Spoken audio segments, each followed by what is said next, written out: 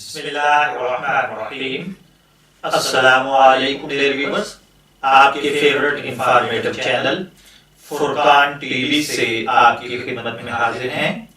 ہمارا آج کا سوال یہ ہے کہ قرآن و احادیث کی روشنی میں ہاتھ کی لکیروں پر یقین رکھنا کیسا ہے؟ دیکھیے پیارے بھائیوں، ہاتھوں کی لکیروں کا علم ایک حقیقت ہے، اس سے انکار نہیں کیا جا سکتا، لیکن اگر کوئی شخص یہ سمجھتا ہے کہ 100% اس کے ہاتھ کی لکیروں میں جو کچھ ہے، یعنی جیسی لکیر ہے ویسا ہی اس کے ساتھ ہوگا، یہ تو توہم پرستی ہے۔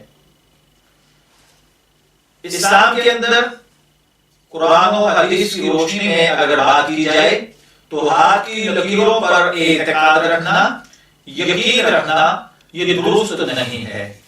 دیکھیے دنیا کے اندر وہ لوگ بھی تو ہیں جن کے ہاتھ نہیں، تو کیا ان کی زندگی ختم ہو جاتی ہے؟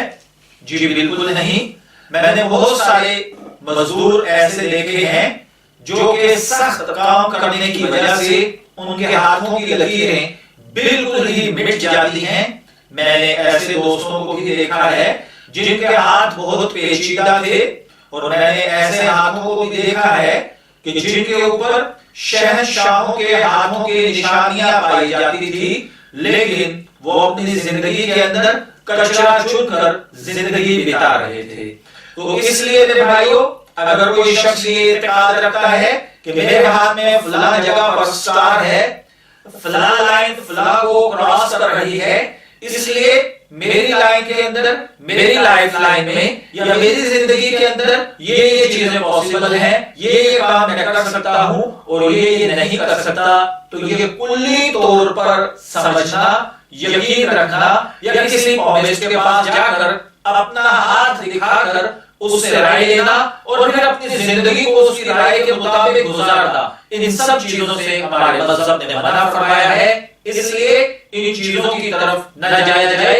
میں دعا گو ہوں کہ اللہ تعالیٰ ہمیں صحیح طور پر اپنے احکامات کے مطابق زندگی گزارنے کی توفیق عطا فرمائے۔ اجازت چاہیں گے، پھر ملیں گے کسی نئے موضوع کے ساتھ، تب تک کے لیے اللہ حافظ۔